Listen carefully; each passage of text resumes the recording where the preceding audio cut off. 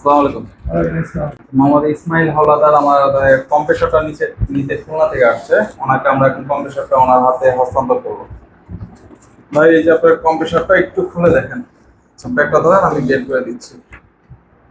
এই হলো আপনার কম্প্রেসরটা, একটুখানি আমাদের ভিউয়ার্সদের দেখান। যদিও আমাদের ভিডিওতে আপনারা আগে দেখেছেন, এগুলো সব এসএস ব্যবহার করা হয়েছে। এখানে একটা অ্যাম্বার মিটার ব্যবহার করা হয়েছে, এখানে একটা বডির সাথে একটা কেজি মিটার বা আমরা যেটাকে পিএসআই মিটার বলি, ওই পিএসআই মিটার একটা দেওয়া হয়েছে। এটা অনেক বেশি প্রেসার যখন ক্রিয়েট করার প্রয়োজন তখন এটা ক্রিয়েট করবে। কিন্তু সব থেকে বেস্ট হলো অ্যাম্বার মিটার। অ্যাম্বার মিটারটা এর কারণে দেওয়া হয়েছে যাতে করে আপনার খুব সূক্ষ্ম লিক থাকলেও এটা ধরা পড়ে যায়। প্লাস আপনি যদি কখনো এটা ব্যবহার করেন তখন এই মিটারটা উপরে উঠে যেতে পারে, যখন এখন যেটা এভাবে আছে এটা কিন্তু একবার জিরোতে আসে নাই।